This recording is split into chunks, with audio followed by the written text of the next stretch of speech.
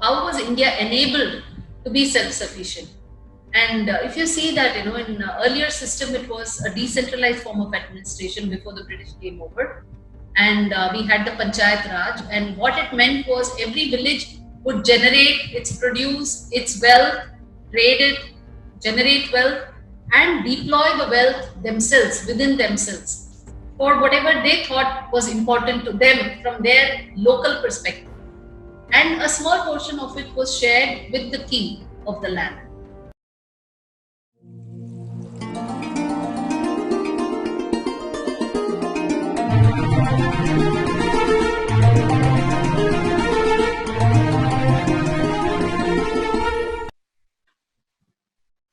Then when you come to the word guru itself, it comes from the root gur. Gur meaning to lift up, to pull up, uplift, and so on. And and also to attract. Gurutva akarshana is to attract. And from this is where you get the word gravity. The English word gravity, the science, the word gravity in physics has both its concept as well as the sound rooted in Gurutva Akarshana. And it shows the ability to attract due to pull, which comes from heaviness, therefore weight. So a guru is somebody who is heavy with wisdom, laden with wisdom, and he draws people towards him or her with his knowledge, with his words, with his leadership, and shows people the way of dharma. So while one pulls people out of the crisis and one shows them how to live, the guru shows dharma and also gives them the mental strength to be able to live in harmony both amongst themselves and with nature. And what are the important aspects for all the PMG, Prajapati, Manu and Guru, is to keep up the enthusiasm of the people in times of hardships. That's very important, to keep up the enthusiasm. And this is aptly explained when the Prime Minister spoke last time. He used this quote very in an apt manner, where he quotes from the Ramayana, Kishkita Kandam, where when Rama is dejected after Sita has been kidnapped. It's at that time Lakshmana speaks about what is important, about how enthusiasm is important. Nothing is impossible if you have the enthusiasm. It's not just hope. It's more than hope. Hope is just hope something may happen. No. But with enthusiasm, you can make things happen. That's important. So it's beyond hope, which is what the Western thought always speaks about, whereas enthusiasm is more important. And it is only with that you can rise up to the occasion and achieve. It's only that a good leader can prevent dejection from setting in to his praja. It's a good leader who can keep the spirits alive. So it should be spirited. Of course, today the word spirits has got multiple meanings. Apart from the spiritual form, there's other meanings, so let's not get into that here. And he only sets the path. He sets the light to the path and he leads the way. It's not that he just talks from the behind. He leads the way from the front. That is what is important in all this. So it's a PMG. It's a concept that India has had. India has offered it, and how we can lead the way forward. It has been a vital mix of India. And this is very interesting. The difference between hope and enthusiasm. Hope is about passivity. So you're just hoping an external agent will make something happen, and you're just hoping that will happen. Whereas in enthusiasm, you are building up strength within yourself to act. So it is about acting. So it is about, again, it's a balance between hope and enthusiasm. You need both. You need to have hope, and you also need to have enthusiasm. So that again is a right balance. You can't have just one without the other.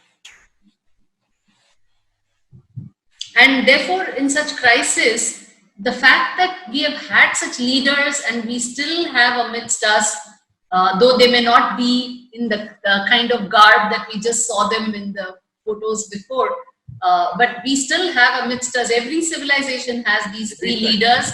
And therefore, the thing to do will be LLL. Look out for them. Who are these kind of people who are playing this role during the time of crisis?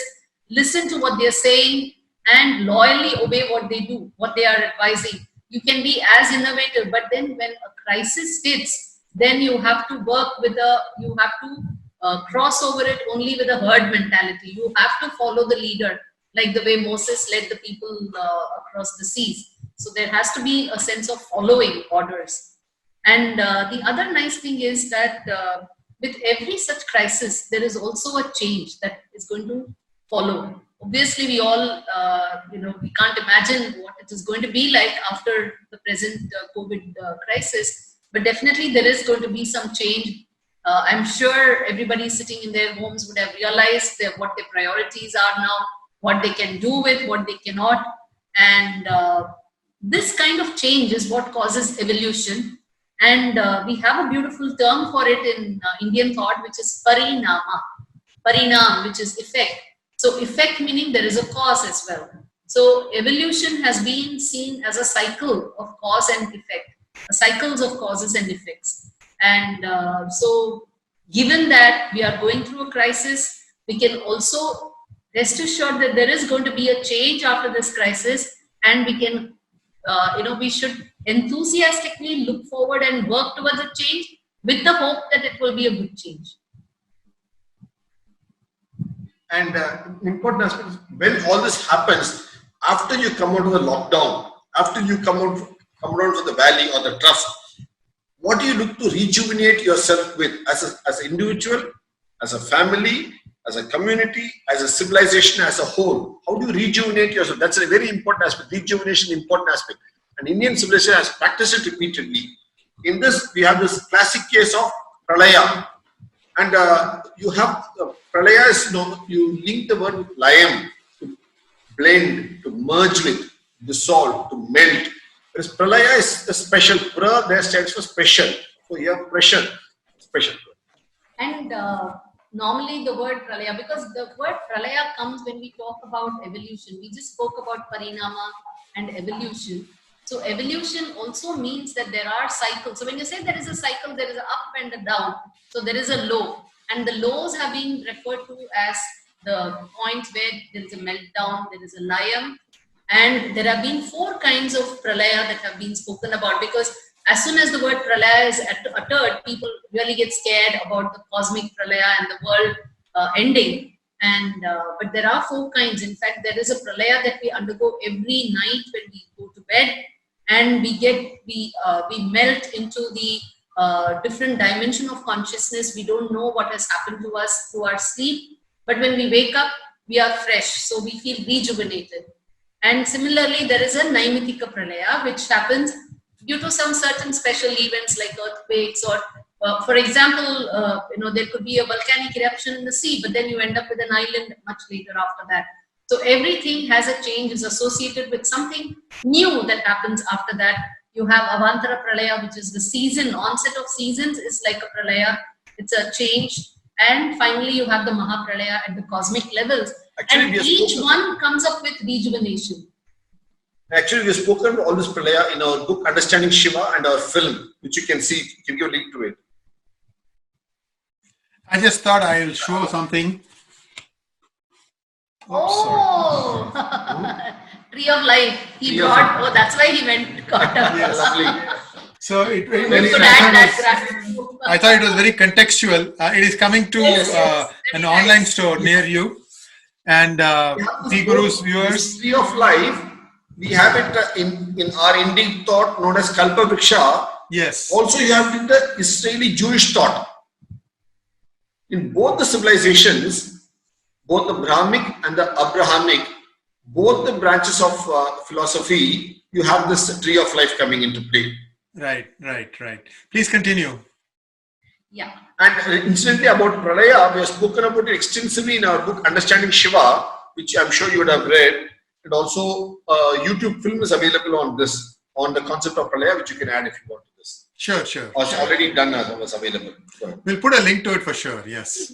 Forward to, when you are going through a Pralaya, is the rejuvenation that is bound to happen, because you're going to rise again.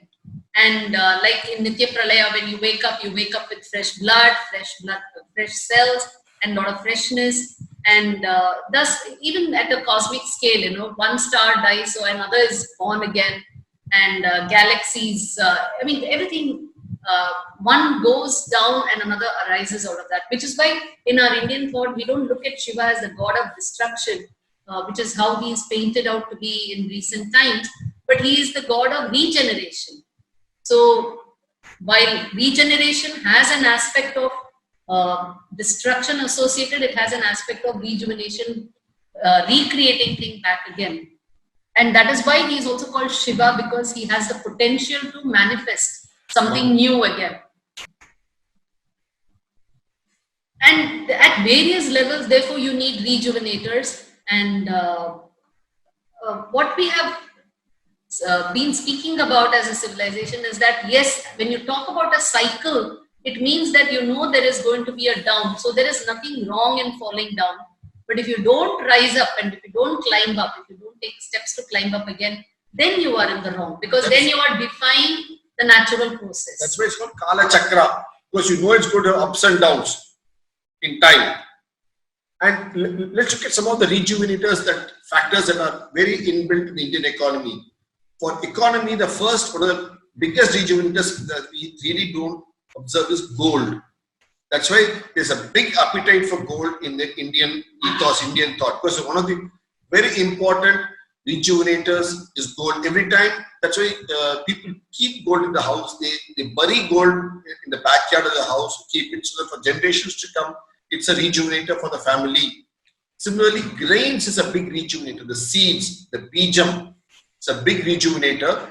That's why you see a lot of seeds being kept in grains, being kept in temples, especially in the temple walls, or more importantly, in the temple gopuram. For example, in the flood or war or fire, something comes. After the event, you get the seeds to rejuvenate the whole agrarian society back. So it was a big rejuvenator for them. Similarly, environment has got two key rejuvenators. One is the water bodies. What happens if you have good water bodies, they rejuvenate the whole economy quickly within a couple of seasons. The other thing is forest. Forest, because it forms a topographical barrier and it's a very good rejuvenator. It arrests many things. It's a good rejuvenator. That's why we had all the sacred vana with us. Every village, every community had a vana associated because they knew it was a rejuvenator. And similarly, look at the personal health.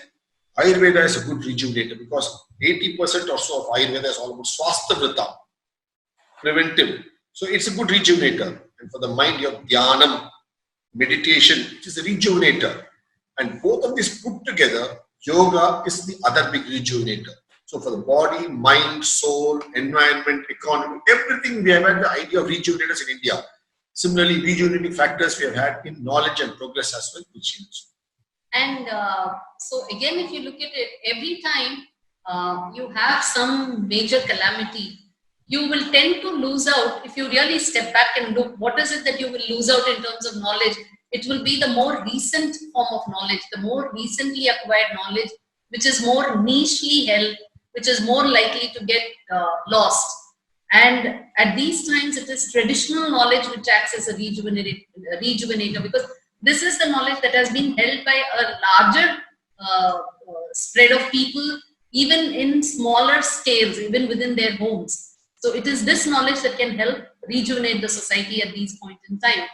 And coming forward further, as a society, for the human race itself, like we have been speaking about, it is self-sufficiency, which will be a rejuvenator, because it gives you that potential and the capability to stand up once again, to have the strength to go through the calamity and therefore be able to stand up after the calamity is over and to take steps forward.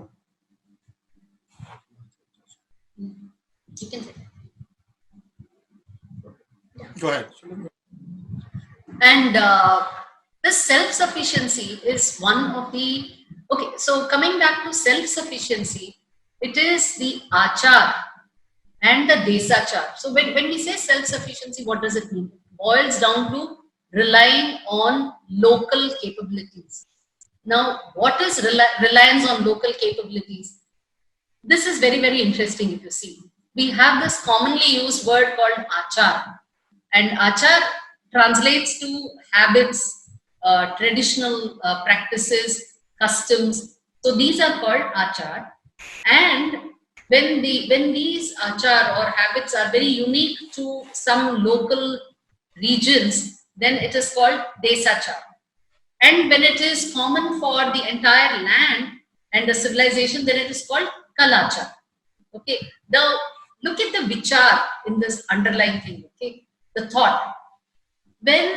What do you mean by desachar? It means now those habits that have gotten fine-tuned and honed to become customs and traditions based on your regional topography, your climate, your surroundings, and the kind of people who live in that region. And that is what, if you see, self-sufficiency all about. It is learning how to depend on your local resources, knowing your locality and being in tune with your local surroundings. So finding your local self is what Desachar is all about. So while on one side we may talk about it as something just tradition and just habits, but these are just reflections of what people have been practicing as self-sufficient practices to keep them self-sufficient in their local community.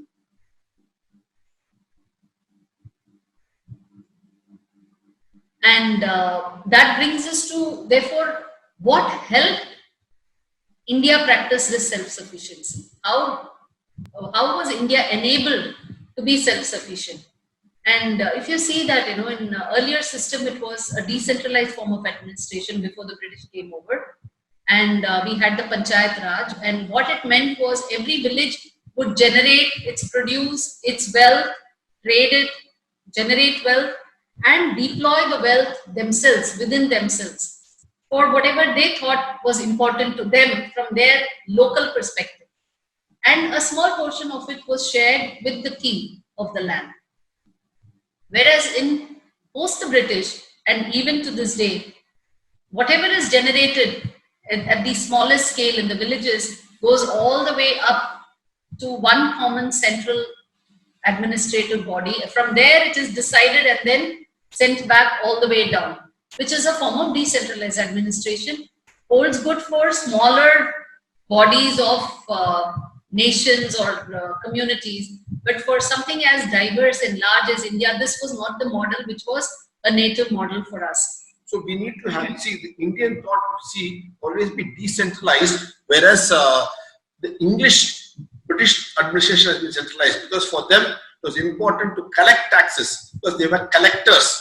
That's why the district administrator was known as collector, because his job was not to administer but to collect the taxes. Unfortunately, even after 70 years, we still have the term collector. So that speaks of the mindset about the person. I think this slide might be perhaps one of the most important slides, even though it has got nothing to do with staying alive. But I think you are showcasing a very critical problem that India suffers from today. And we will come to this in our question and answer sessions. Please proceed. Sure. Yeah, but actually, you know what? It is to do with everything to do with staying alive. Because only if you're decentralized, you can stay alive better. Centralization has got problems in longevity of staying alive. That's a fundamental issue. And we have dealt with this in detail in two of our books. One is U-Turn India, and the other book is Breaking the Myth About Prosperity, and also Knowing New India. So this is, we have repeatedly dealt with it because it needs an amount of dealing with. And actually, we'll come back to this slide a little later, because since you have raised the point about, okay, we'll go through it. So, does India have it in her to be self-sufficient, if you ask? So look at the essentials, your water, your foods, goods.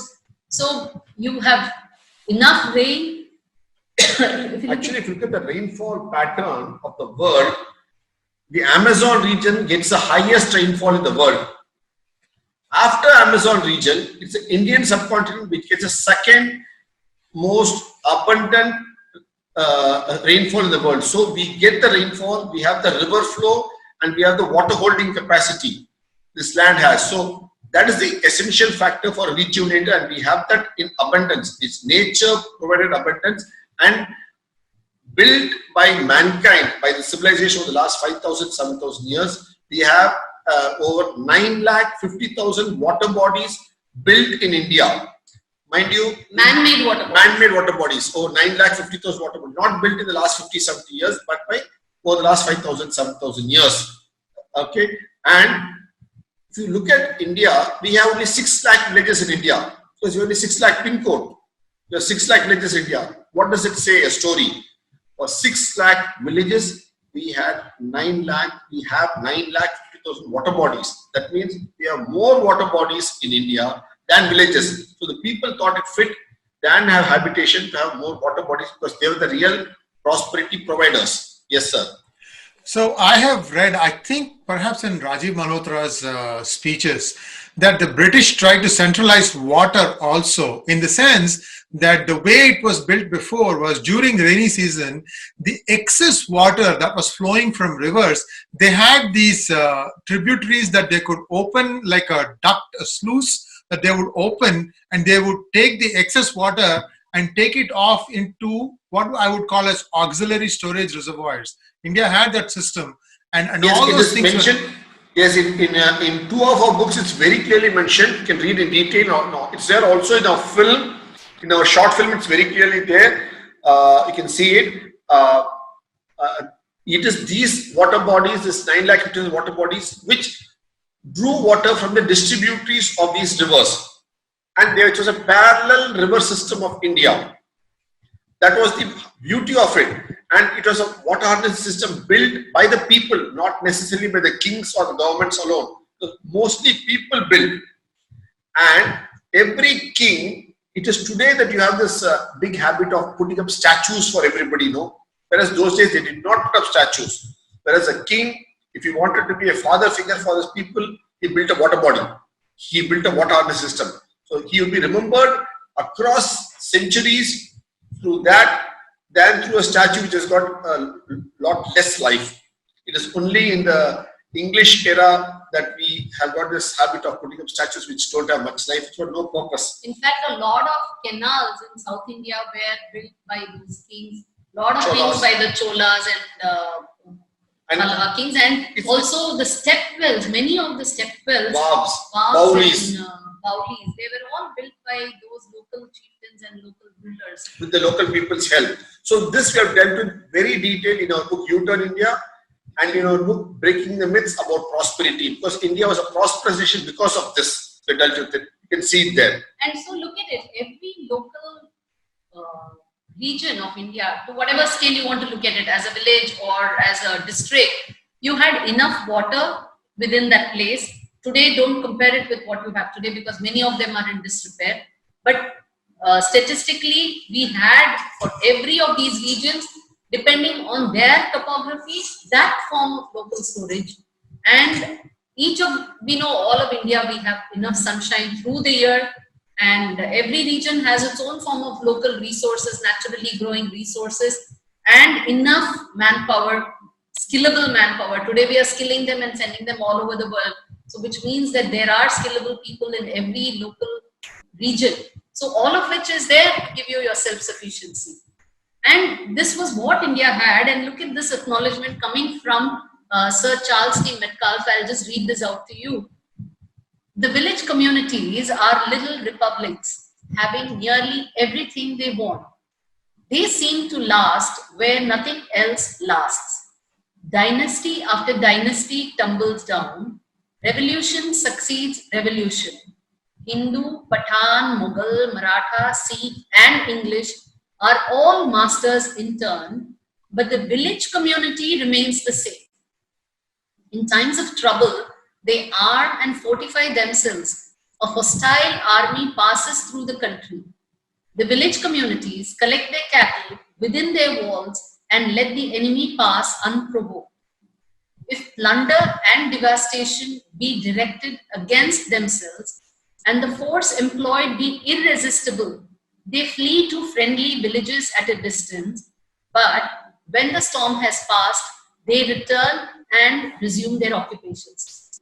There are so many things that we can learn from this one record of Sir Charles T. Metcalfe. I mean, it's just amazing. You know, we really have to thank him to. When did he write this? When did he write? This was 1830s. 1832, This Okay. he said this in the report to the House of report of Select Committee to the House of Commons, page 331, Appendix 84, Volume 3. I can't get more precise than this, sir. I guess I was jumping the line here. Union. Pardon? I guess I was jumping the line here. Go ahead. No, and he says this union. I'll explain it, point by point. But I'll just state this before going there. This union of the village communities, each one forming a separate little estate in itself, as I conceive, contributed more than any other cause to the preservation of the people of India through all the revolutions and changes which they have suffered, and is in a high degree conducive to their happiness and to the enjoyment of a great portion of freedom and independence. So when you say staying alive, the preservation of the people of India, he's saying, is because of this structure, local community, panchayats, the structure grama of the village, the ethos of their practice of self-sufficiency. Because what he says, see, dynasty after dynasty tumbles down. The Hindu, Pathan, Mughal, each of them become succeeding rulers of the village. But the village community remains the same, and they always seem to last. They seem to be in flourish. And he says about two things. Okay, one, in times of trouble, either they fortify themselves and they, withdraw into their walls and wait for the trouble to pass over, or they flee to neighboring villages and then they come back again and resume their activities. Now, two things over here again that we can learn. One is, even though the Hindu and Pathan and Maratha and Sikh, they were wars fought amongst themselves where each one became the ruler for brief periods of time, the ethics with which the war was fought was common, in that they did not disturb the village communities, the common man. Yes. So I'm just casting my mind back. Gandhiji always said that India lived in its villages.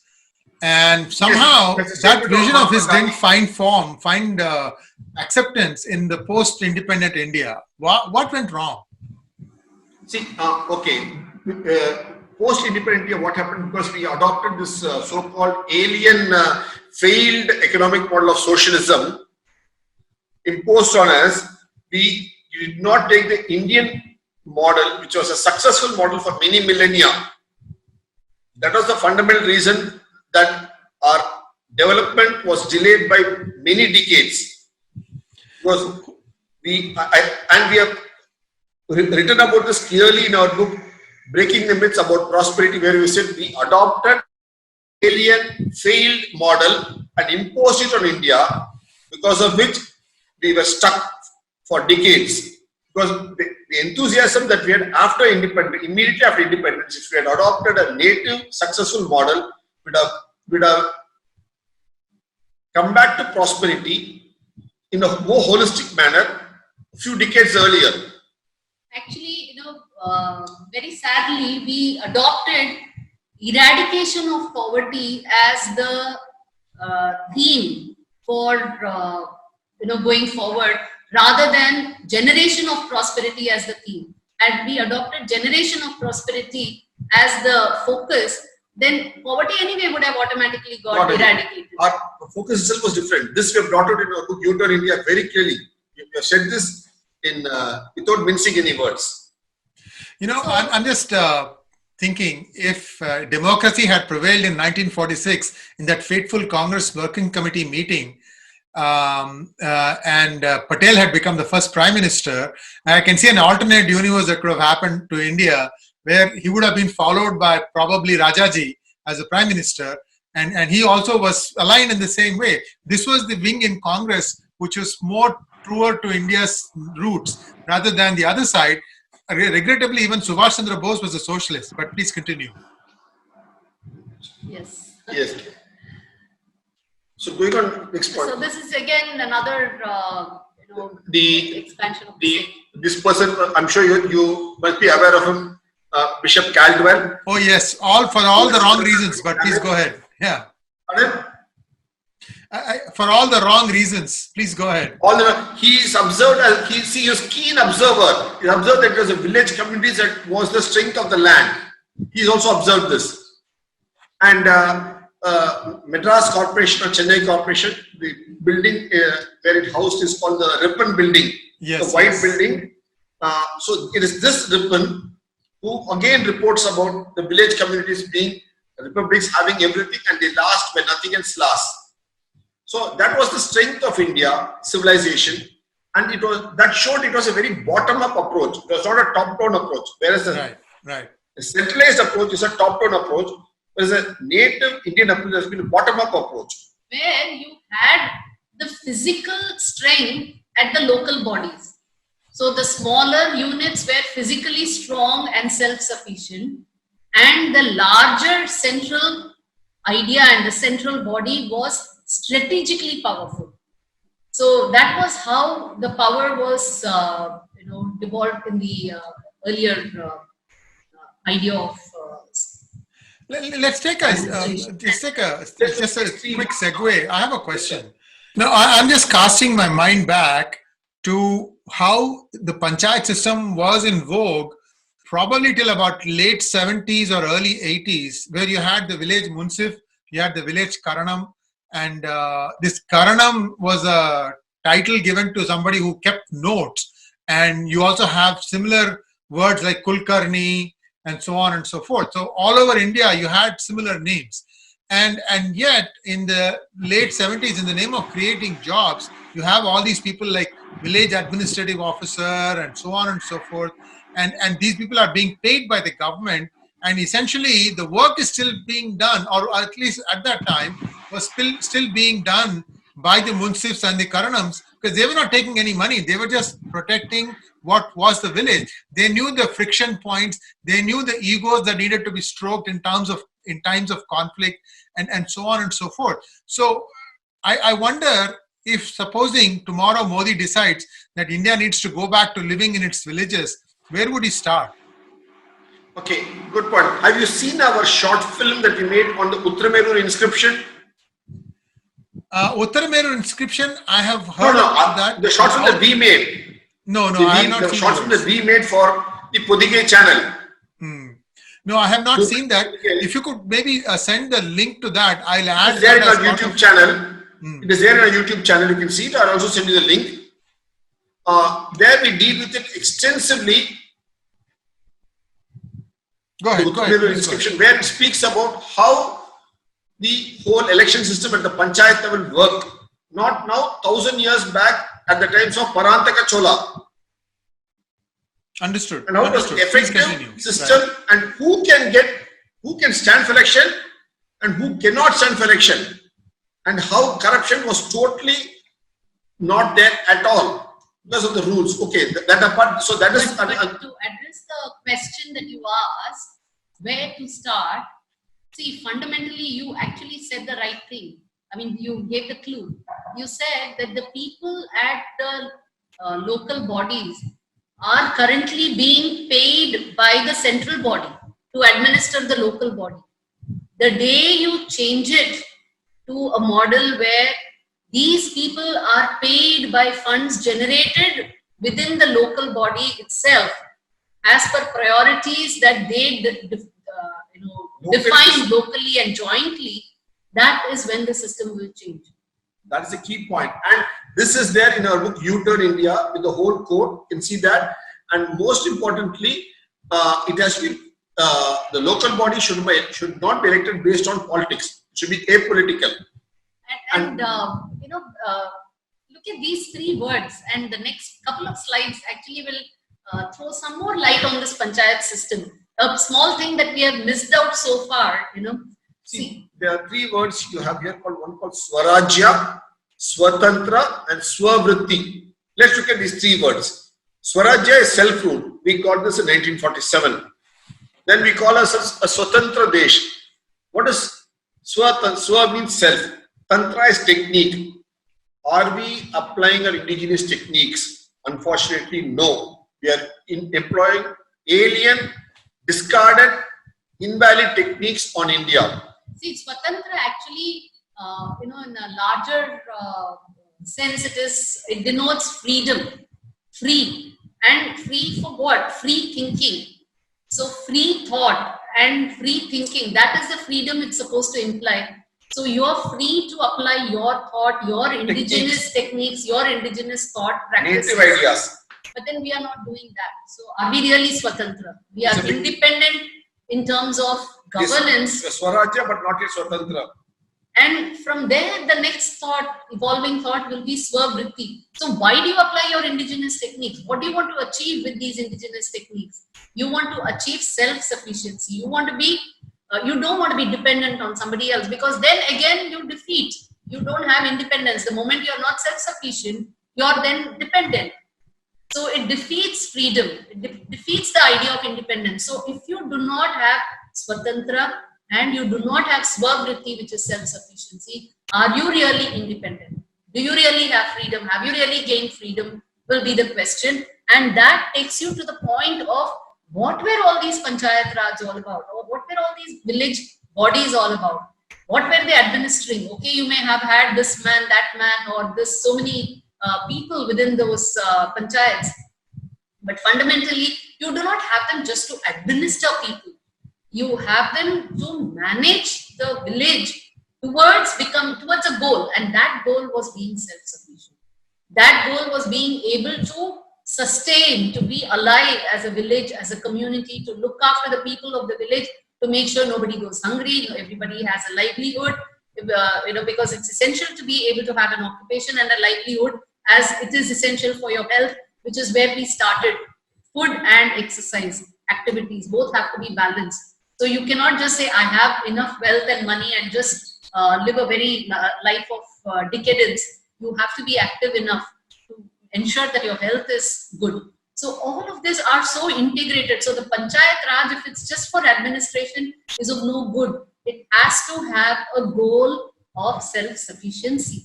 And that is when you really are independent. So if you look at staying alive as an integrated thought, it is not just staying alive from a health epidemic. Health is related to occupation. Occupation is related to being self-sufficient. Self-sufficient is related to administration. So it is all network. There are a number of gears that work together and drive one another. And that actually has been the character, the dharma of the Indian civilization. These kind of republic, panchayats and janapadas have been the dharma or the nature of the Indian civilization. Because people normally talk about dharma in connection with religion or even sometimes with spirituality. But dharma, in a sense, it means a characteristic trait. So the trait that anything bears.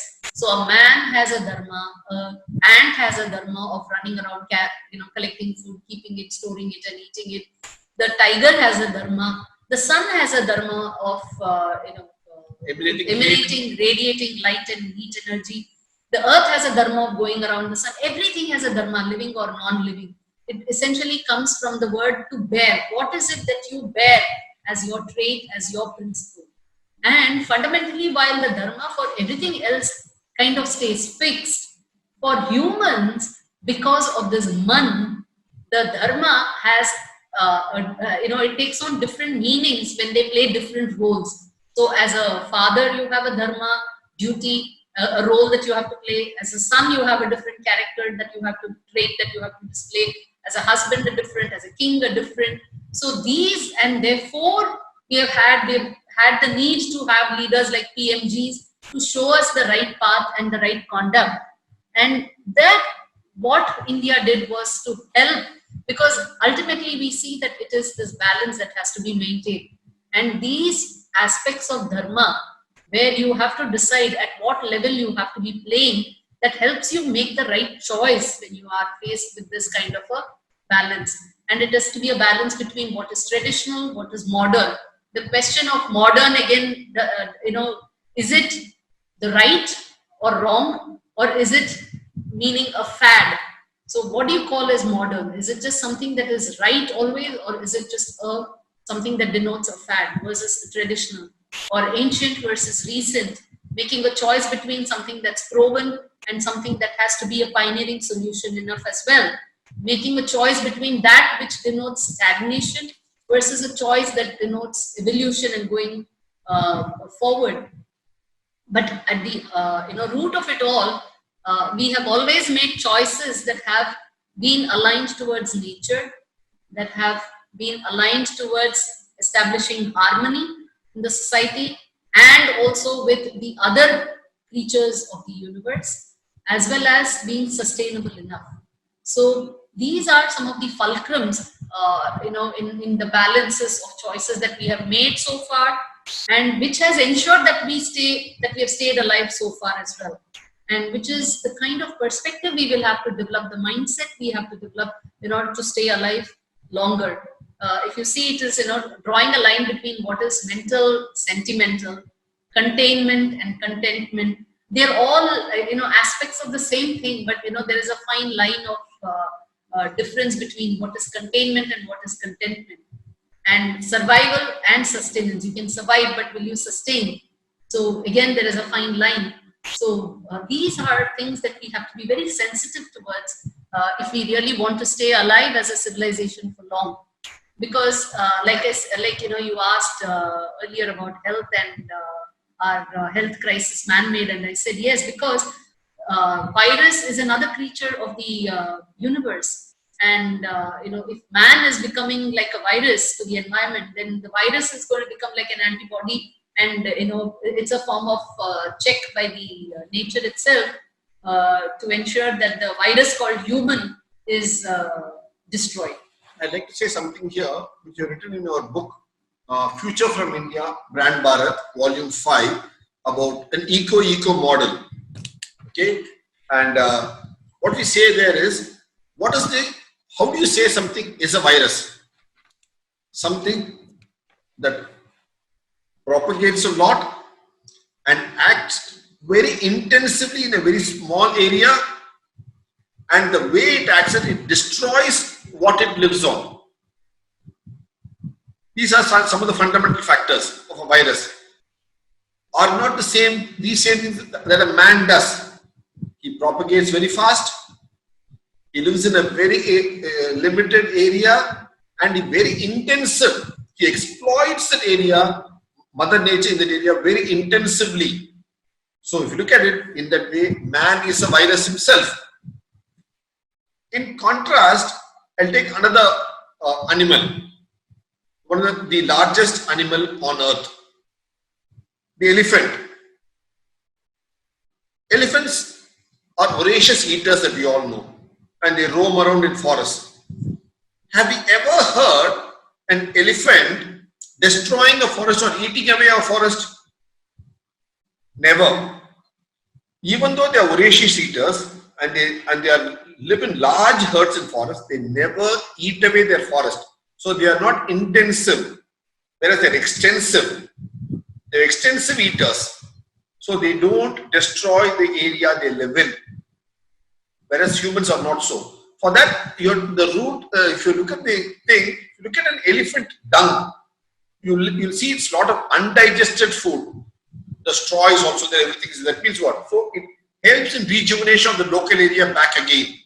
So it contributes back to the rejuvenation area. So an elephant, it goes through a long corridor. It doesn't keep eating in the same place. It keeps eating and moving and moving and moving. It doesn't come back to the same place for quite a while. So that gives nature in that spot to rejuvenate and blossom once again. So an elephant is more understands nature and knows how to keep nature rejuvenated for its own goodness, whereas man is more intensive, more exploitative, and is more akin to a virus. Nice simile there. Yeah. This we have dealt with a full chapter in our book Future from India as to how India can teach this as a simile for the world, as to how we should be non-intensive and in our industrial practice and non-exploitative. So we call it an eco model between economy and ecology. Very nice. We should be, today we are economically profitable and we try to be ecologically friendly, whereas we should be ecologically